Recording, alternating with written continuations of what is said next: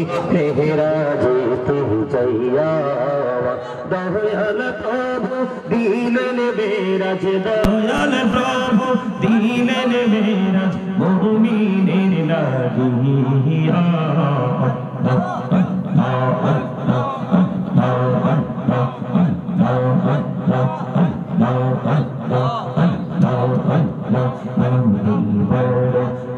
আশায় আছে যাব মদিনা, আরে পাখি হলে ওরে ওরে, পাখি হলে ওরে ওরে, যাইতাম সোনার মদিনা।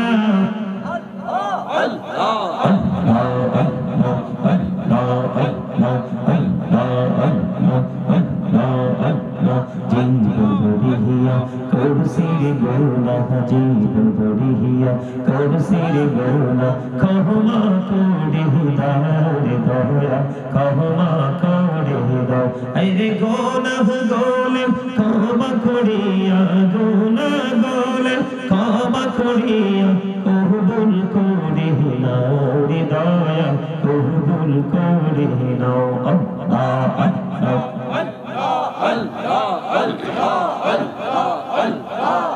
লা ইলাহা ইল্লাল্লাহু মুহাম্মাদুর রাসূলুল্লাহ সাল্লাল্লাহু আলাইহি ওয়াসাল্লাম।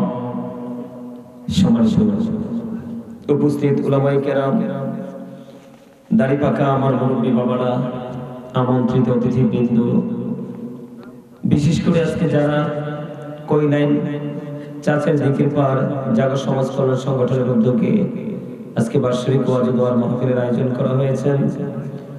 আপনার প্রধান অতিথি হিসেবে আজকে আমন্ত্রণ জানিয়েছেন পীর তরিকত রহনুমায়ে শরীয়ত আলহাজ শেখ শাহজাদা সৈয়দ গোলাম মোহাম্মদ আব্দুল কাদের কাওকাবাল কাদরি মাদ্দাজিল্লাহুল আলী পীর সাহেব কিবলা, এবং প্রধান বক্তা হিসেবে আমি ওদম গুনাহগারকে।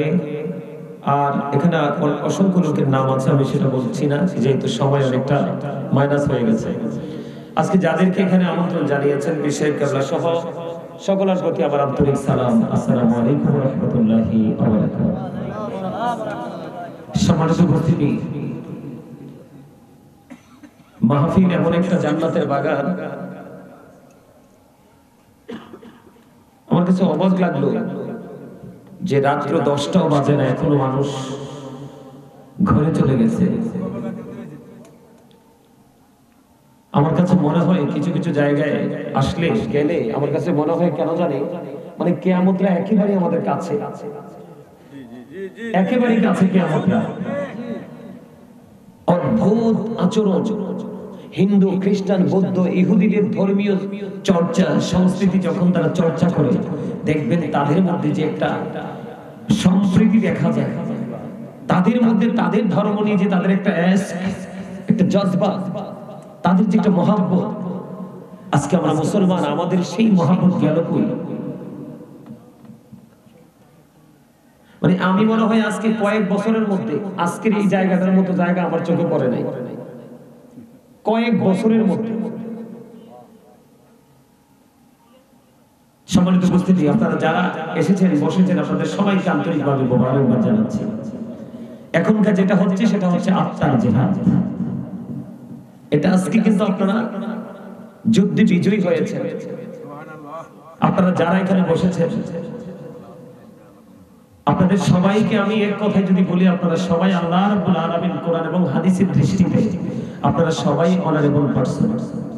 আলহামদুলিল্লাহ, সুবহানাল্লাহ বলেন, আলহামদুলিল্লাহ বলেন। কেন জানেন? মাহফিল প্যান্ডেলটা যেমনই হোক, কিন্তু ভিতরে জান্নাতের বাগান। এটা কি? আল্লাহ বলেছেন, remember me then I will remember you. তোমরা আমাকে স্মরণ করো, আমি তোমাদেরকে স্মরণ করব। ফাযকুরুনি আযকুরকুম।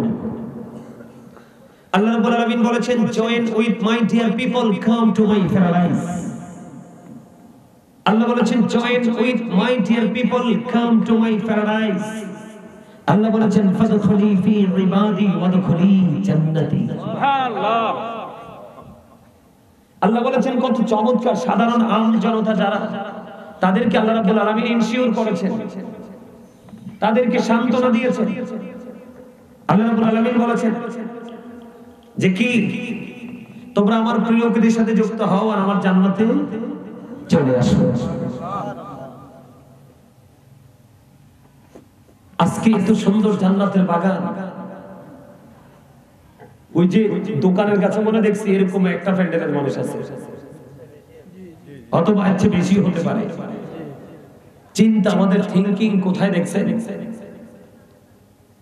আপনি যাই করেন না কেন, আপনার মধ্যে যদি তাকওয়া না থাকে, কি না থাকে, তাকওয়া না থাকে, আল্লাহ বলেছেন O believers you fear me.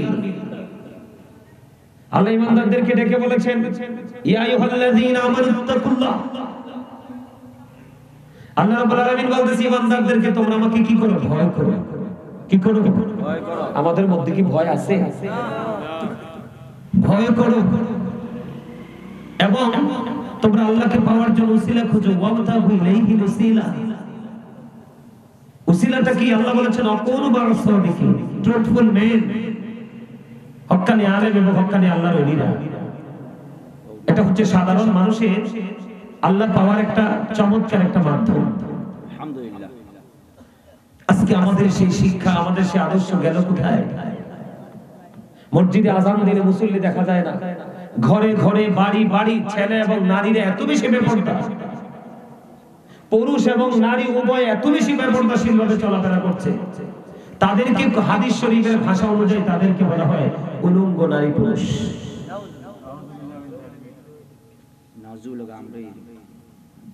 কথা কি বুঝতে পারছেন? বাড়িতে বাড়িতে মা বাবার সাথে এত দূর ব্যবহার করে ছেলে মেয়েরা, বিশেষ করে ছেলেরা, মেয়েরা সহজে বাবা মার সাথে খারাপ ব্যবহার করে না। এখন বর্তমানে বাংলাদেশে অসংখ্য বাবা মা মেয়ের কাছে নিরাপদে আছে, অথচ ছেলেরা সরকারি চাকরি করতেছে, গভর্নমেন্ট জব করতেছে। আছে না নাই? সম্মানিত উপস্থিতি, ধীরে ধীরে ধীরে ধীরে আমরা সব জায়গায় ইসলাম থেকে আমরা দূরে সরে গেছি। আমাদেরকে ভুলে গেলে চলবে না। আল্লাহ রাব্বুল আলামিন আমাদেরকে পবিত্র কোরআনে আল্লাহ বলেছেন ফি আইয়ি সূরাতিন মা শাআ রাক্কাবা। আল্লাহ ক্রিয়েটেড দ্য মাইন্ড। আল্লাহ বলেছেন আল্লাহ আমাদেরকে আল্লাহর মন মতো করে বানাইছে। আল্লাহ রাব্বুল আলামিন বলেছেন সূরা 3 এর মধ্যে, এটা সূরা ইনফিতরে আসছে, সূরা 3 এর মধ্যে আল্লাহ বলেছেন লাকাদ খালাকনাল ইনসানা ফি আহসানি তাকওয়িম। আল্লাহ বলেছেন মানুষকে আল্লাহ আসমান জমিন চন্দ্র সূর্য সবকিছুর চেয়ে সুন্দর করে বানাইছে। আজকে সেই মানুষ কি সুন্দর আছে? মানুষগুলোকে মন মতো বানাইছে, সুন্দর করে বানাইছে। বানানোর পরে আল্লাহ রাব্বুল আলামিন বলেছেন আমি তোমাদের জন্য মন মতো একটা রাস্তা ওপেন করে দিয়েছি। আমি যেমনি তোমাদেরকে মন মতো করে সৃষ্টি করেছি, বানিয়েছি, ক্রিয়েট করেছি, ঠিক তেমনি ভাবে আমি তোমাদের জন্য মন মতো একটা রাস্তা ওপেনিং করে দিয়েছি। সেটা হলো ইন্নাদ-দীনা ইনদাল্লাহিল ইসলাম। Islam is not only a religion but also complete code of life. আলহামদুলিল্লাহ। আপনার আমার পরিপূর্ণ জীবন, পূর্ণাঙ্গ জীবন গঠন করতে হলে ইসলামের মধ্যে আসতে হবে। আর সেই ইসলামের নির্যাস হচ্ছে কি? আপনার আমার প্রাণের নবী।